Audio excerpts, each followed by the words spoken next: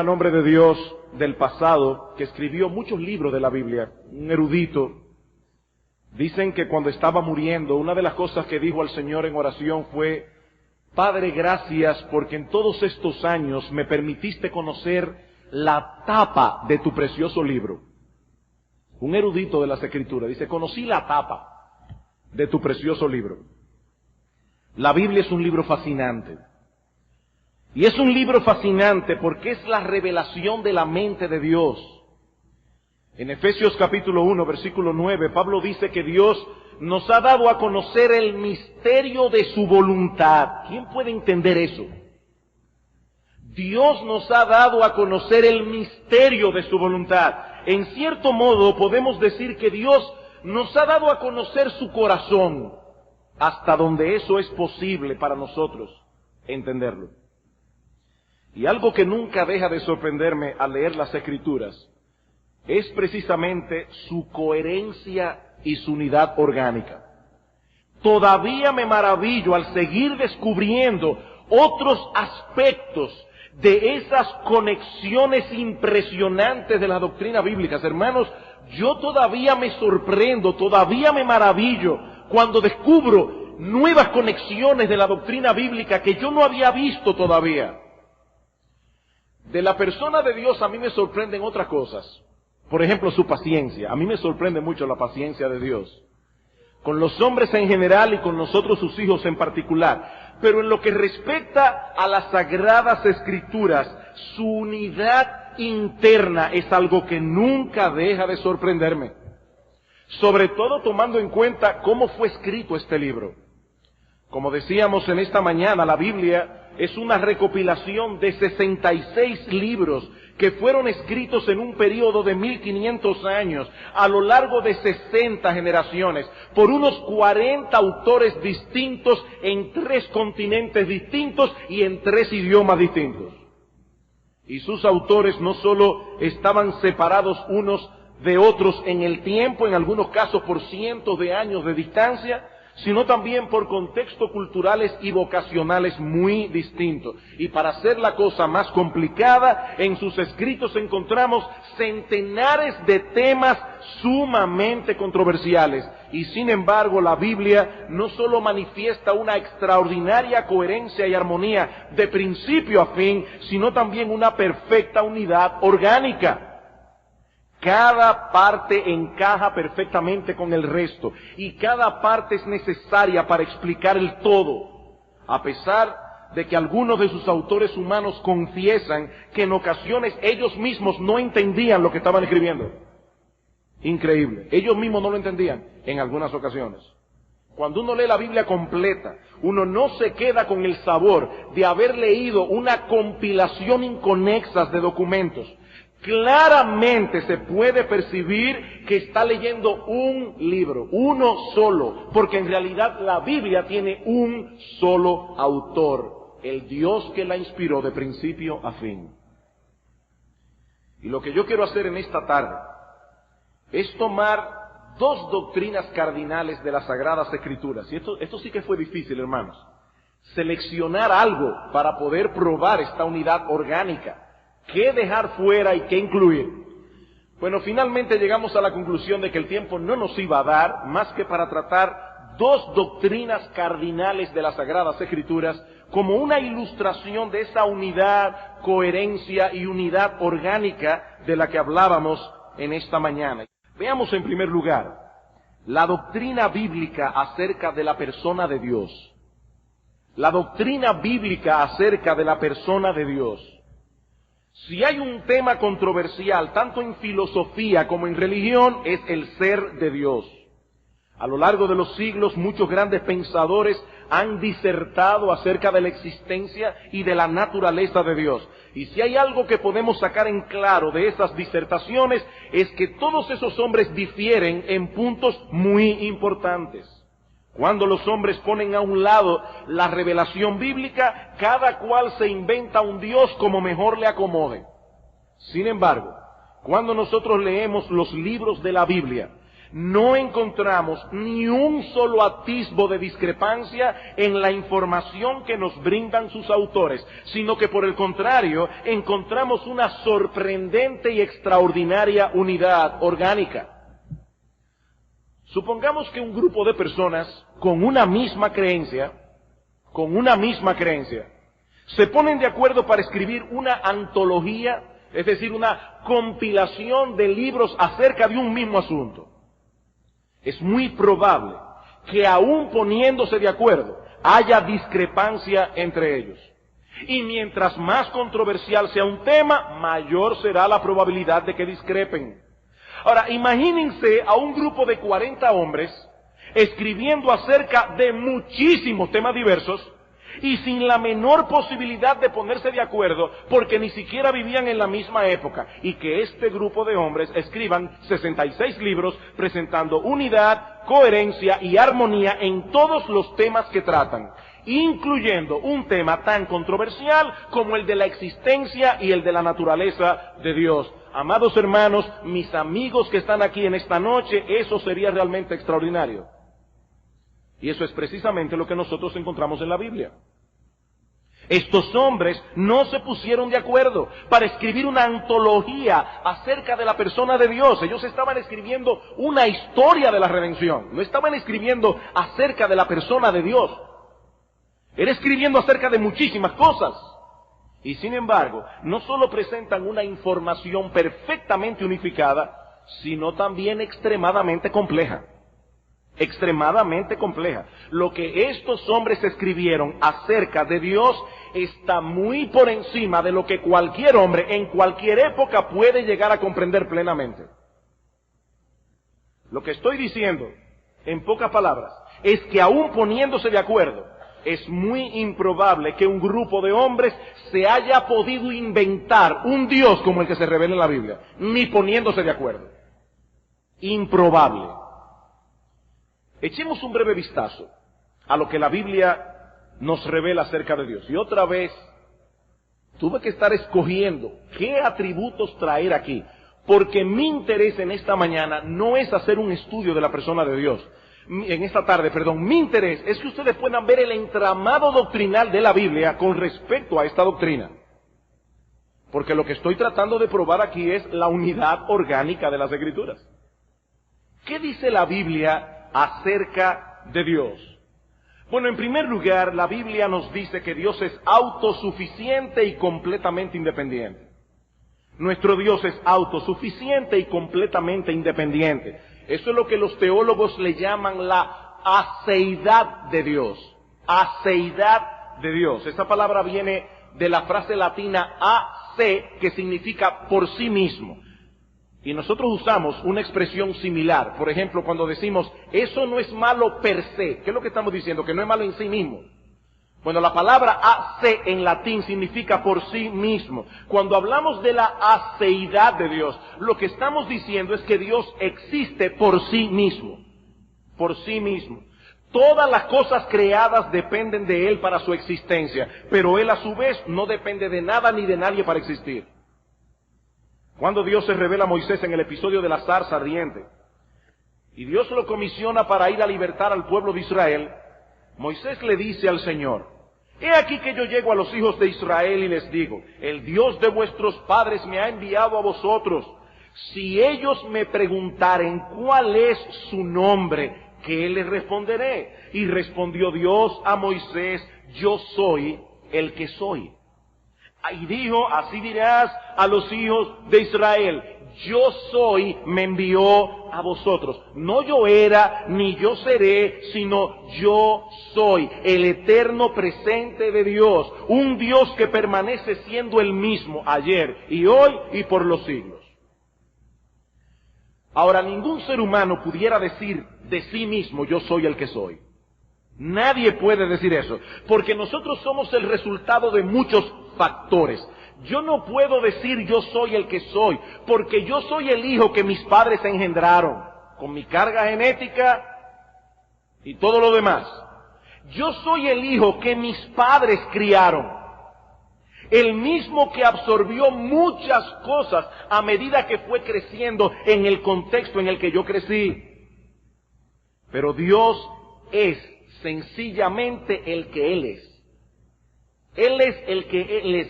Él no depende de nada ni de nadie para existir. Él no depende de nada ni de nadie para ser quien Él es. Y cientos de años más tarde, de ese episodio de la zarza que aparece en Éxodo capítulo 3, versículo 10 al 14, cientos de años más tarde, nuestro Señor Jesucristo aludiría a ese pasaje al decir a los judíos en Juan capítulo 8, versículo 58, de cierto os digo, antes que Abraham fuese, yo soy. Y es obvio que los judíos entendieron claramente las implicaciones, porque dice en el versículo 59 que al escuchar estas cosas tomaron piedras para arrojárselas. Al igual que Jehová en el Antiguo Testamento, el Señor Jesucristo se refiere a sí mismo diciendo, simplemente yo soy. Nuestro Dios existe por sí mismo, pero todas las cosas que existen por Él y dependen de Él. Con lo primero que nosotros nos topamos en la Biblia, en Génesis capítulo 1, versículo 1, es que en el principio creó Dios los cielos y la tierra. En ese principio comenzó el tiempo, como nosotros lo conocemos. Pero cuando el tiempo comenzó ya Dios estaba allí, antes de que nada existiera. Y lo mismo dice el Nuevo Testamento acerca de nuestro Señor Jesucristo. En el principio era el Verbo, y el Verbo era con Dios, y el Verbo era Dios. Todas las cosas por Él fueron hechas, y sin Él nada de lo que ha sido hecho fue hecho. Y lo mismo dice Pablo en Colosenses capítulo 1, versículos 16 y 17. Dice de Cristo que en Él fueron creadas todas las cosas, las que hay en los cielos y las que hay en la tierra, visibles e invisibles, sean tronos, sean dominios, sean principados, sean potestades. Todo fue creado por medio de Él y para Él, y Él es antes de todas las cosas, y todas las cosas en Él subsisten. Nuestro Señor Jesucristo es el creador y sustentador de todo el universo. Nuestro Dios es el ser sin causa, pero Él a su vez es la causa de todo. Él es totalmente independiente, pero todas las cosas creadas dependen de Él. Ahora imagínense, hermanos, si Dios no fuera un ser completamente independiente, ¿no podría ser Dios? Es necesario que Dios sea como Él es. Es necesario que Dios sea un ser completamente independiente. Es necesario que Dios sea la causa sin causa. Eso es necesario. No podía ser de otro modo.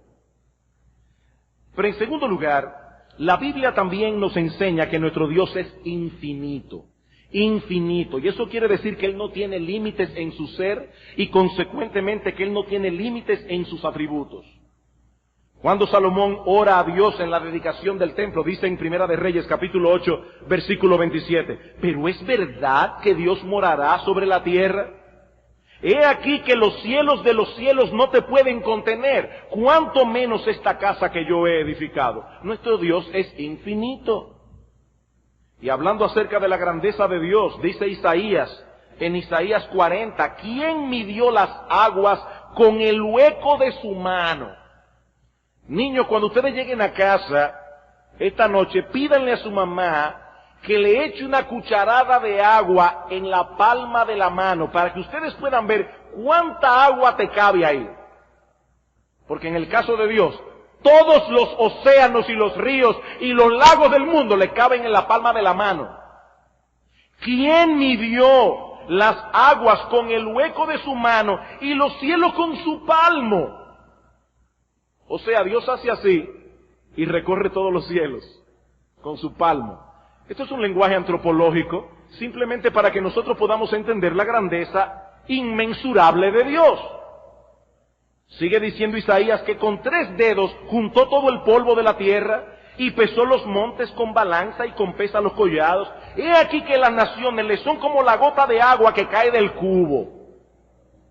Ustedes han visto, hermana, cuando están limpiando la casa y de repente mueven un cubo de agua y había una gotita ahí que estaba en el cubo y se cayó al piso.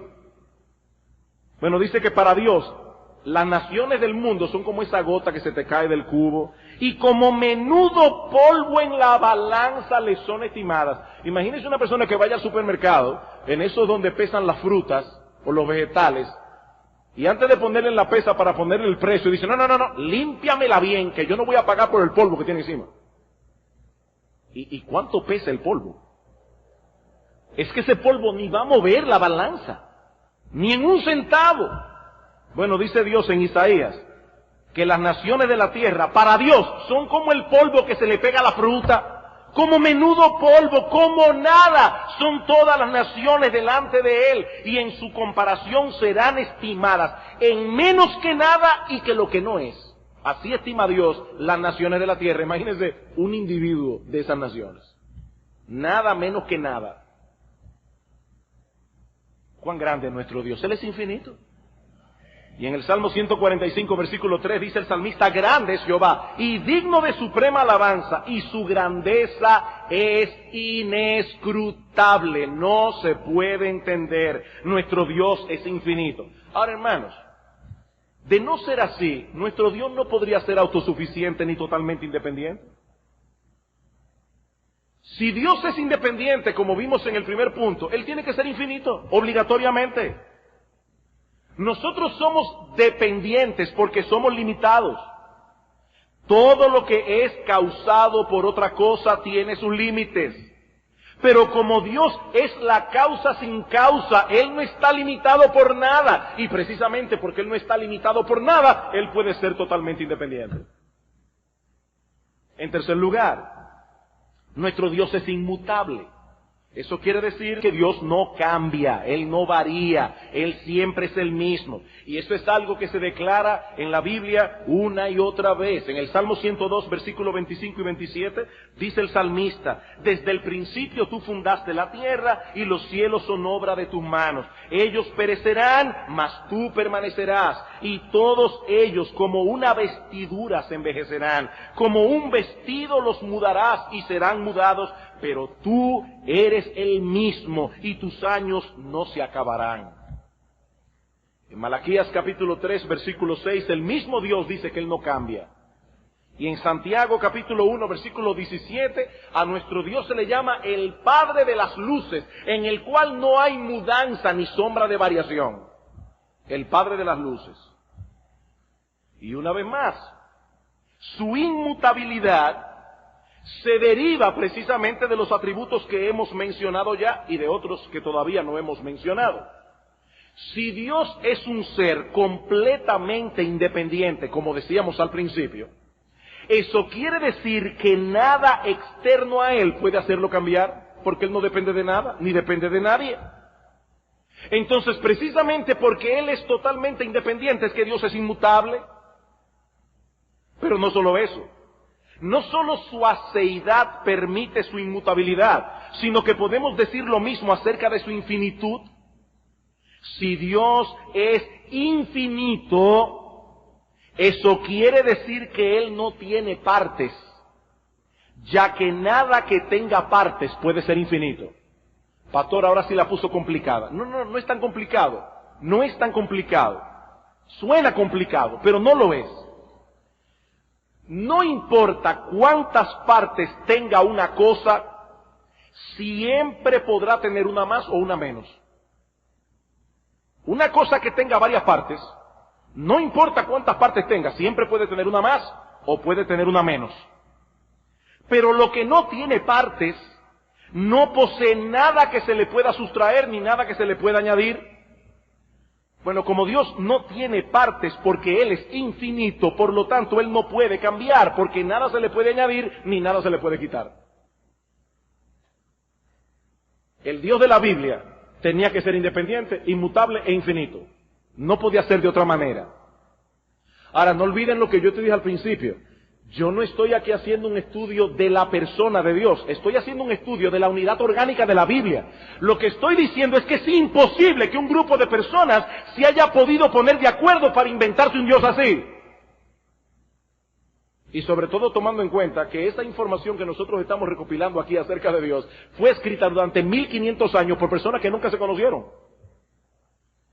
Eso es lo más sorprendente. En cuarto lugar, la Biblia también dice que nuestro Dios es un ser espiritual. Eso quiere decir que nuestro Dios es incorpóreo. Él no tiene un cuerpo como tú y yo tenemos. Dios es espíritu, dice en Juan capítulo 4, versículo 24. Ahora imagínense ustedes, hermanos, de no ser así, ¿no podría existir ninguna otra cosa aparte de Dios? ¿Qué pasaría si Dios fuera material, siendo Él infinito? Que ya en todo el universo no podría haber nada más excepto Dios. Pero Dios creó todas las cosas porque Él es espíritu. Pero no solo eso. Si Dios no fuera un ser espiritual, tampoco pudiera ser inmutable. Por lo mismo que decíamos en el punto anterior, las cosas materiales están compuestas de partes. Y a las cosas compuestas se les puede añadir y se le puede restar. Pero a Dios ni se le puede quitar, ni se le puede dar, porque Él es inmutable, porque Él es infinito, porque Él es espiritual. Del mismo modo, si Dios no fuese un ser espiritual, no podría ser ni omnisciente ni omnipresente. Yo estoy aquí ahora mismo en este púlpito, pero yo no me estoy dando cuenta de lo que está pasando allá atrás. Porque al ser un ser material, mi vista solamente puede estar enfocada hacia un punto. Yo no sé si a mi pies ahora mismo hay alguna hormiga. Porque al yo estar compuesto de partes, hay algunas partes de las que yo no puedo estar ni siquiera consciente de lo que está pasando allí. Así que si Dios no fuera un ser espiritual, entonces eso quiere decir que Dios estaría con una parte de Él en un sitio y con otra parte de Él en otro sitio, y Él no pudiera saberlo todo. Ni pudiéramos decir que Él está en todas partes a la vez. Pero como Dios es un ser espiritual, cuando la Biblia habla de la omnipresencia de Dios, lo que la Biblia está diciendo es que todo Dios está en todo lugar al mismo tiempo. ¿Qué dice el salmista en el Salmo 139? ¿A dónde me iré de tu espíritu y a dónde huiré de tu presencia? Y es interesante que la palabra presencia en el Salmo 139, versículo 7, en hebreo es la palabra cara. ¿A dónde me iré de tu cara? Dice David, donde quiera que yo estoy, allí está tu cara. Porque Dios es espíritu. Él no tiene partes. Si subiera a los cielos, allí estás tú. Y si en el infierno hiciera mi estrago, aquí, allí tú estás. ¿A dónde huiré de tu presencia? En quinto lugar, la Biblia también revela que Dios es eterno. Que Dios es eterno. El mismo texto de Éxodo capítulo 3, versículo 14 que citamos hace un momento señala su eternidad. ¿Cómo se llama Dios a sí mismo? Yo soy el que soy. Yo soy el que soy. Él es un eterno presente. Él no era ni será. De paso, hermanos, cuando yo le digo a mi esposa, tú estás mejor cada vez, eso es un piropo. Si yo le dijera eso a Dios, eso es un insulto y una blasfemia. Y es interesante que nosotros nunca encontramos una alabanza como esa en la Biblia, nunca. Ningún autor bíblico se atreve a decirle a Dios que Él está mejor cada vez. Porque ya Dios es todo lo excelentemente bueno que Él puede llegar a ser. Él es infinito y Él es inmutable desde toda la eternidad. A nadie se le puede ocurrir decirle a Dios, tú eres mejor cada vez. Eso a Dios sería insultarlo y blasfemar contra Él. Hay una diferencia abismal entre Dios y nosotros. Para nosotros es un piropo, para Él es un insulto. En el Salmo 91:2, el salmista ora a Dios y dice, Señor, tú nos has sido refugio de generación en generación. Antes que naciesen los montes y formases la tierra y el mundo, desde el siglo y hasta el siglo tú eres Dios. Y aquí definitivamente el español tiene que usar el recurso de ciertas palabras que en nuestras mentes significan una cosa, pero en el hebreo significan otra. Un siglo para nosotros son 100 años. Pero cuando el salmista dice en el Salmo 90, desde el Olam hasta el Olam, él no estaba pensando en 100 años. El Olam es la eternidad y la palabra significa literalmente aquello que se pierde en la oscuridad. ¿Cómo yo traduzco eso? Bueno, desde la eternidad y hasta la eternidad tú eres Dios, el mismo, siempre. Isaías 57:15, porque así dijo el alto y el sublime, el que habita la eternidad y cuyo nombre es el Santo. Nuestro Dios es eterno. Si Dios no fuese eterno, Él no podría ser autosuficiente. Porque eso querría decir que en algún punto Él fue causado. Él comenzó a ser. Pero por el otro lado, si Dios no fuese eterno, tampoco sería infinito. Porque estaría limitado por el tiempo. Y si Dios no fuese eterno, tampoco sería inmutable. Porque el solo hecho de pasar de la inexistencia a la existencia ya es un cambio abismal. Así que para Dios ser quien Él es, Él tiene que ser autosuficiente, tiene que ser infinito, tiene que ser eterno, tiene que ser inmutable, tiene que ser espíritu. En sexto lugar, la Biblia también enseña que nuestro Dios es uno y es trino. Y eso sí que es complicado. Nuestro Dios es uno y es trino. Ese es uno de los aspectos más inescrutables del ser de Dios. Pero es algo que se enseña en la Biblia una y otra vez, desde el Génesis al principio. Génesis 1:1 dice, en el principio creó, verbo, singular, pasado, creó Dios, Elohim. Es una palabra en plural. Y eso es algo que me imagino que a los judíos tiene que haberle creado muchos problemas. ¿Cómo es que dice que en el principio creó en singular, Dios en plural, los cielos y la tierra? ¿Cómo es que dice en Génesis capítulo 1, versículo 26, entonces dijo Dios, singular, hagamos al hombre conforme a nuestra imagen, conforme a nuestra semejanza? Desde el principio Dios reveló en su palabra que Él es uno y es trino. Desde el principio. En el principio creó Dios los cielos y la tierra. Dice que el Espíritu de Dios se movía sobre la faz de la tierra y dice que Dios dijo. Ahí estaba el Padre, ahí estaba el Espíritu y ahí estaba la palabra, el Verbo, el Hijo. Los tres creando todas las cosas. Mateo capítulo 28, la fórmula bautismal. Id por todo el mundo y predicad el Evangelio. Bautizándolos, hacer discípulos, bautizándolos en el nombre del Padre y del Hijo y del Espíritu Santo. Un solo nombre del Padre, del Hijo y del Espíritu Santo. Y así podríamos citar muchos otros textos más. Dios es uno. Dios es trino. Ahora, este hecho de que Dios es uno es sumamente importante. Si Dios es infinito, no puede ser más que uno. ¿Cuántos dioses del tamaño de nuestro Dios cabrían en el universo? Uno solo. Uno solo. Si Dios es infinito, nada más cabe uno, porque ese uno ya lo cubre todo. Así que tiene que ser uno para ser infinito.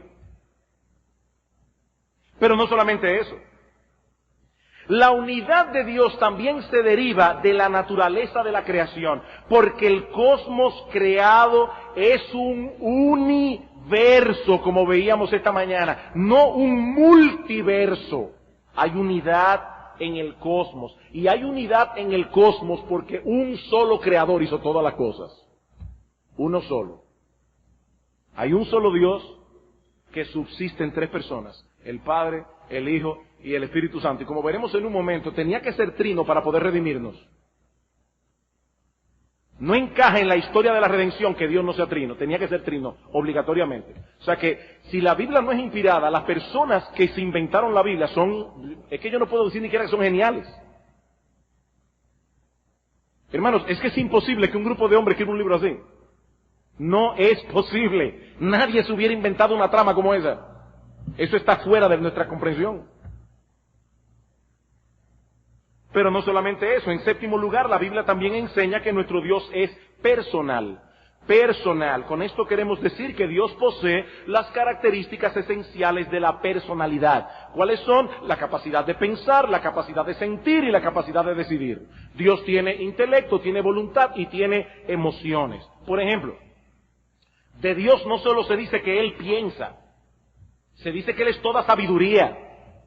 Se dice que su entendimiento es infinito, como vimos en el Salmo 147, versículo 5. Dice que tu entendimiento es infinito.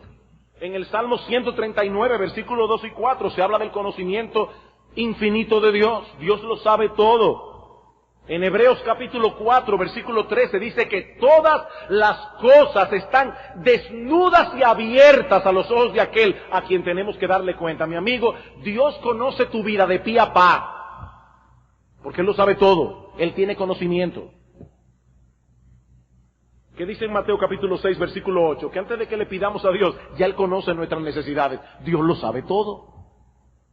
Pero Dios no solamente tiene conocimiento, Dios también siente. Él dice en Ezequiel capítulo 18, versículo 23, que Él no se deleita en la muerte del que muere. Ese no es su deleite. Eso no es lo que le causa gozo, condenar a los pecadores. Y en Hebreos capítulo 11, versículo 6, dice que sin fe es imposible agradar a Dios. Dios puede ser agradado, Dios puede ser desagradado, porque Él siente, Él tiene emociones.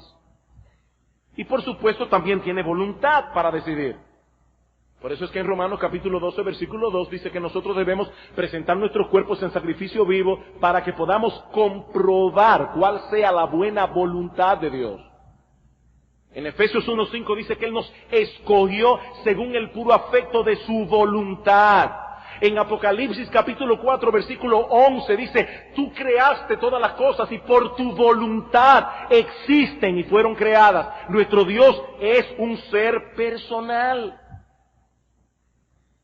Porque si Dios no fuera personal, no tendríamos ninguna explicación para el origen de nuestra personalidad. ¿Por qué el hombre es un ser personal? Que piensa, que siente, que decide. ¿Por qué? Porque hasta donde nosotros sabemos, solo personas engendran o crean personas. Si Dios fuera una cosa que causó todas las cosas, entre ellas al hombre, entonces tenemos un serio problema filosófico. Porque ahora tenemos una causa que es menor que el efecto que causó. Ahora resulta que el hombre es más que Dios. Porque Dios es una cosa y yo soy una persona. Eso es absurdo. Eso es absurdo. Si Dios no fuera un ser personal, no habría ninguna explicación para nuestra personalidad. Y de igual modo, si Él no fuera personal, tampoco se hubiera revelado en un libro y tampoco hubiera diseñado un plan de redención para salvar a los pecadores. Y así podríamos seguir enumerando atributo tras atributo. Y veremos que la información que la Biblia nos da acerca de Dios es coherente, es armónica y posee unidad orgánica. Aparte de que el Dios que se revela en las Escrituras no guarda ninguna semejanza con los ídolos que la imaginación humana ha producido a través de los siglos. Nuestro Dios no tiene comparación. Me gusta mucho una síntesis que hace John Blanchard en un libro, por cierto, con un título muy sugestivo. Se titula ¿Dios cree en los ateos? No si el hombre cree en Dios, ¿cree Dios en los ateos realmente? No, Dios no cree en los ateos, porque Él sabe que el ateísmo es una deshonestidad intelectual. Dios no cree en los ateos. Dios no cree en los ateos. Pero John Blanchard dice, hablando de Dios, dice, Dios es único, personal, plural, espiritual, eternamente autoexistente, trascendente, inmanente, omnisciente, inmutable, santo, un ser amante, el creador y gobernador de todo el universo y el juez de la humanidad. Ese es nuestro Dios, hermanos. Ese es nuestro Dios. El que se revela a sí mismo en la página de las Sagradas Escrituras. Como yo decía hace un momento, ningún grupo de hombres hubiese podido inventarse un Dios como el de la Biblia, ni poniéndose de acuerdo. La información que nos dan acerca de Dios es coherente con el resto, no porque ellos se pusieron de acuerdo, sino porque el mismo Dios estaba supervisando su trabajo y asegurándose de que lo que quedara registrado en ese libro no fuera otra cosa que la verdad, toda la verdad y nada más que la verdad. La Biblia es la palabra de Dios. Toda la verdad, nada más que la verdad. Ahora, una de las cosas que los autores sagrados también nos dicen de Dios es que en su amor y en su bondad Él ha diseñado un plan de redención por medio del cual sus criaturas puedan salvarse. a pesar de haberse rebelado ellos contra Él, o para decirlo de una manera más apropiada, a pesar de habernos rebelado nosotros contra Él, y haber transgredido su justicia. Y ese es precisamente el otro aspecto doctrinal que yo quiero considerar con ustedes brevemente en los minutos que nos restan. El plan de redención diseñado por Dios para la salvación de los pecadores. Si hay algo sorprendente en las Escrituras, aparte de lo que ella dice acerca de Dios, es lo que ella revela acerca de la redención. Resulta altamente improbable, por no decir imposible, que un grupo de hombres sin conexión alguna entre sí y sin entender ellos mismos muchas de las cosas que escribían, hayan podido diseñar un plan de salvación como el que la Biblia revela desde el Génesis hasta el Apocalipsis. Eso es imposible. Ese es el gran tema de las Escrituras. Le tomé prestado aquí el título a John Milton, el poeta inglés. ¿Cuál es el gran tema de la Biblia? Cómo el paraíso perdido por el pecado del hombre en el huerto del Edén viene a ser en Cristo el paraíso recobrado. Ese es el tema de la Biblia. Del paraíso perdido al paraíso recobrado. Toda la Biblia gira en torno a ese tema. La gloria de Dios en la salvación de los pecadores. Ese plan divino de redención no solo le muestra al hombre cuál es el camino de la salvación. Es más que eso, hermanos. Ese plan de salvación provee la única, créanme hermanos, la única explicación coherente y plausible de por qué el mundo está como está y cómo es que realmente debería funcionar. Ese plan de redención que aparece en la Biblia. Todos los intentos del hombre a lo largo de la historia para explicar la realidad fuera del marco bíblico han terminado inevitablemente en un atolladero sin salida. Esa ha sido la historia de la filosofía desde los griegos hasta el día de hoy, un atolladero. Pero la explicación bíblica no solo es coherente consigo misma, sino también coherente con la realidad del mundo en que vivimos. Es por eso que la Biblia es un libro tan relevante. Aún en el día de hoy sigue siendo relevante. ¿Por qué? Porque ella nos muestra cómo son las cosas realmente. Ella nos dice cómo podemos vivir sabiamente en el mundo que Dios creó, independientemente de la época o la circunstancia en que nosotros nos encontremos. Y uno lee la Biblia hoy y le es tan útil como le fue a Pablo hace 2000 años atrás. O como le pudo haber sido a los reformadores del 1600. La misma utilidad. Razón tenía Cristo cuando dijo: el cielo y la tierra pasarán, mis palabras nunca pasarán. Nunca pasarán.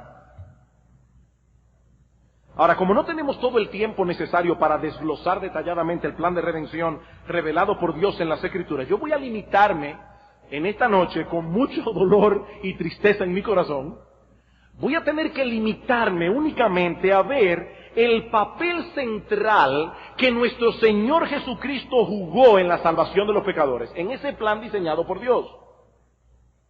Ya nosotros vimos en esta mañana que tan pronto el pecado entró en el mundo, Dios prometió en Génesis capítulo 3, versículo 15, que de la simiente de la mujer habría de nacer uno que le aplastaría la cabeza a la serpiente, aunque dice que en ese proceso la serpiente le heriría en el calcañar.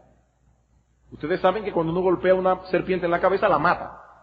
Está diciendo, él tendrá la victoria, aunque tú le harás una gran herida. Así que un miembro de la raza humana habría de redimir al hombre y volver atrás los efectos de la caída.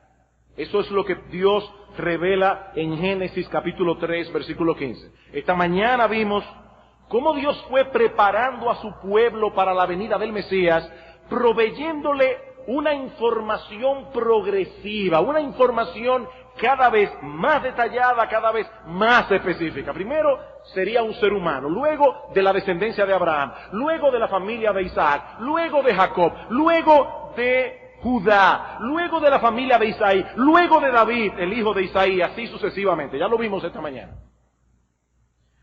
Ahora, conjuntamente con esa información acerca del Mesías, Dios le proveyó a su pueblo desde el principio todo un sistema de sacrificios por medio del cual ellos podían acercarse a Él en espera del cumplimiento de esas promesas de redención. Y si algo estaba claro en ese sistema sacrificial, es que por la salvación de los pecadores, un inocente tendría que morir. Eso estaba claro. Había una víctima expiatoria. Un inocente tendría que morir para satisfacer la justicia de Dios. Y los judíos creyentes del antiguo pacto, aunque no pudieron vislumbrar con claridad todo lo que eso significaba, algunos de ellos sí se dieron cuenta que de alguna manera en el plan de salvación diseñado por Dios estaba incluido el hecho de que el Mesías, el Salvador, el Redentor debía sufrir. Ellos lo vieron. Primera de Pedro, capítulo 1.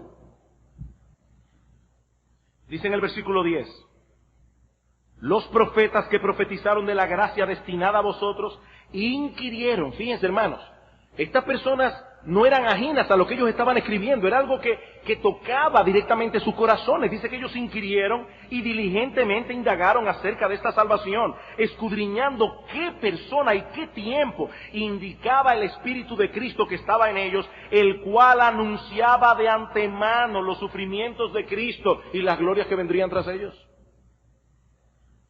Ellos sabían que el Cristo habría de padecer, solamente basta con leer Isaías 53. Para entender por qué algunos de estos judíos vislumbraron el sufrimiento del Mesías.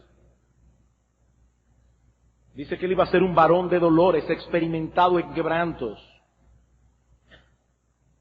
El castigo de nuestra paz fue sobre él, por su llaga fuimos nosotros curados. Ellos sabían que el Mesías habría de sufrir. Pero hay un aspecto que los judíos del antiguo pacto difícilmente pudieron vislumbrar, y era la identidad de ese Mesías por tanto tiempo anunciado. ¿Quién habría de ser la víctima inocente? Al que señalaban todos esos corderos sin tacha que fueron sacrificados en el Antiguo Testamento, ¿quién sería? Ya sabían que no era un ser angelical, porque había sido ampliamente revelado en el Antiguo Testamento que habría de ser un miembro de la raza humana, de la descendencia de Abraham y todos los etcétera que ustedes escucharon ya. Ellos sabían que no era un ser angelical, pero al mismo tiempo sabían que esa víctima inocente no podría ser un hombre común y corriente, porque toda la descendencia de Adán nace manchada en pecado. Y el Salvador debía ser puro y sin mancha. Eso era algo que ellos sabían. Cuando David dice en el Salmo 51, es verdad que en maldad fui formado y en pecado me concibió mi madre. Él no se estaba refiriendo al hecho de que la relación sexual entre sus padres fue pecaminosa. Lo que ese texto significa es, yo sé que pecador me concibió mi madre. Ellos sabían que todo ser humano nacido de Adán y Eva, todo ser humano concebido normalmente por un hombre y una mujer nacía pecador. La pregunta es entonces, ¿quién sería esta víctima inocente? Ese Salvador debía poseer en sí mismo un valor infinito, porque la deuda que él iba a pagar era infinita también. Por supuesto, yo no estoy aquí haciendo una historia que ustedes no conozcan, ustedes la conocen, ustedes saben cuál es el final, ustedes ya saben que fue precisamente por eso que el Hijo de Dios se hizo hombre. Porque el único ser infinito que existe es Dios mismo. Y Dios no puede morir porque es Dios y por eso Dios se encarnó. Ustedes lo saben eso. Pero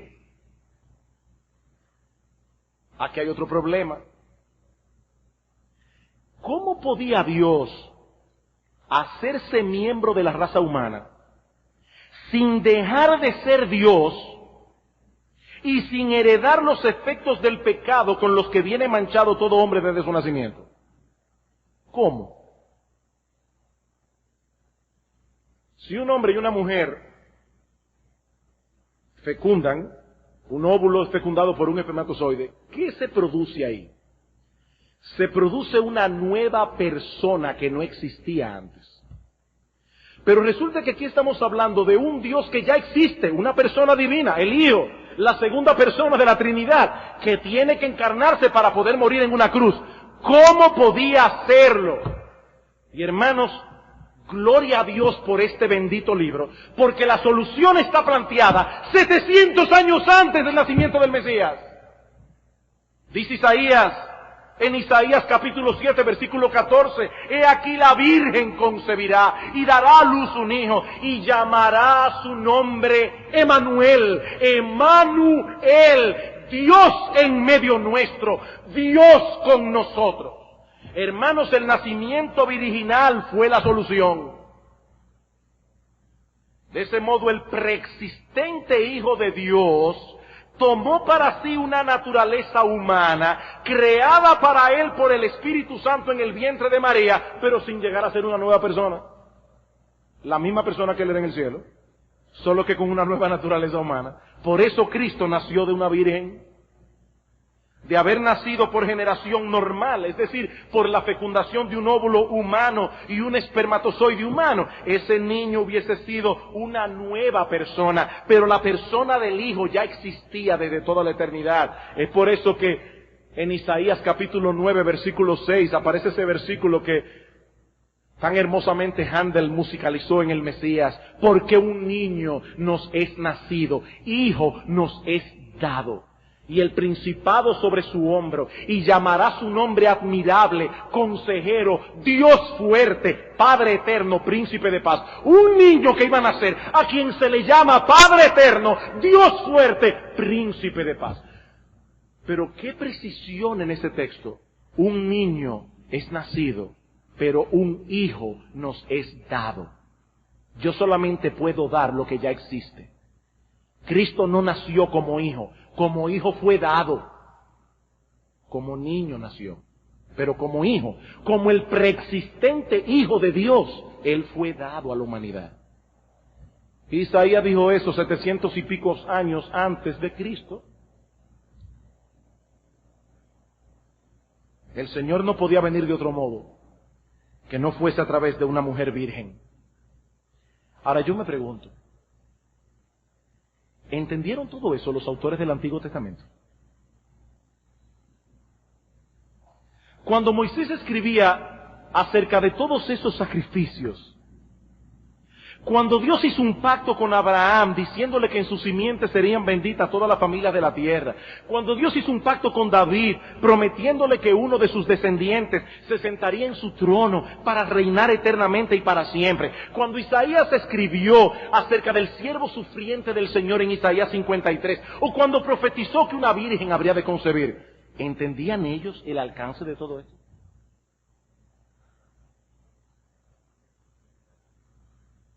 Hermanos, amigos que están aquí en esta noche, ¿cómo pudieron estos hombres escribir de un plan de redención así, que comienza a forjarse en el libro del Génesis y que se va desarrollando a través de 66 libros del Antiguo Testamento en una historia de la redención, para que luego encaje perfectamente en la vida y obra de nuestro Señor Jesucristo?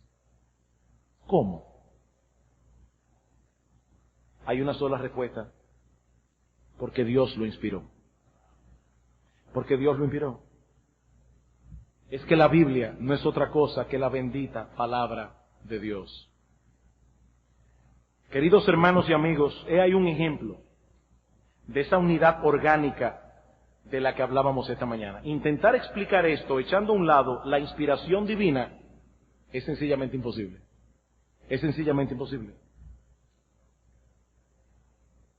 Amigo mío que estás aquí sin Cristo, la Biblia no solo clama ser la palabra de Dios.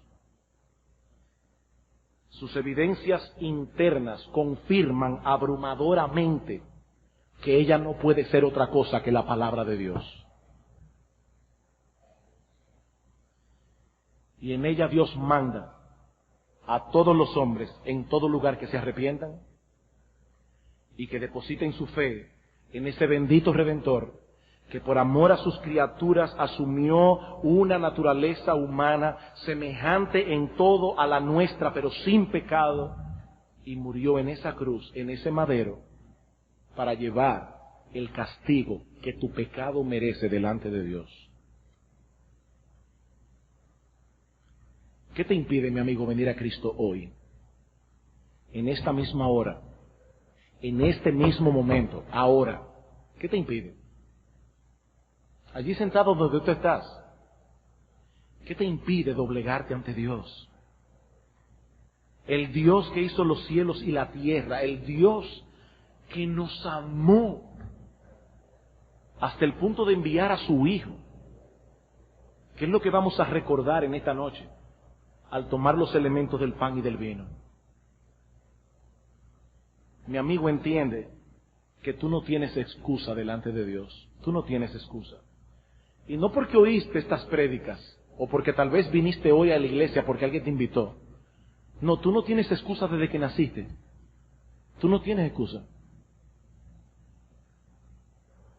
Dios se ha revelado a sí mismo con tanta claridad que ha dejado a todo el mundo sin excusa. Mi amigo, no cometas el error de malinterpretar la paciencia de Dios.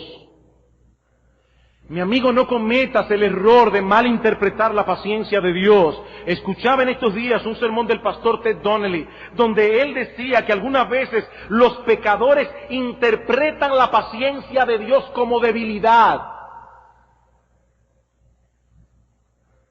Como Dios todavía no los ha enviado al infierno, como Dios todavía los mantiene vivos hasta el día de hoy, ellos acarician en sus corazones la posibilidad de salirse con la suya. No cometas ese error, mi amigo, porque ese es un error fatal. Ese es un error fatal. El hecho de que Dios te mantenga vivo hasta hoy no quiere decir que Él no pueda quitarte la vida en el próximo segundo. No quiere decir, mi amigo, que tú no puedas estar muerto en el día de mañana. Si hay algo que ni tú ni yo sabemos es por cuánto tiempo Dios nos dará la oportunidad de arrepentirnos.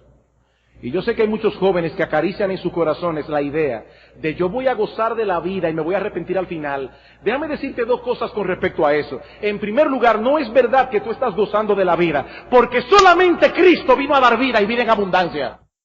No, tú no estás gozando de la vida. Tú eres un esclavo del pecado. Y el diablo te tiene tan ciego porque te quiere destruir con él en las llamas del infierno, que te hace creer que tú estás gozando de la vida.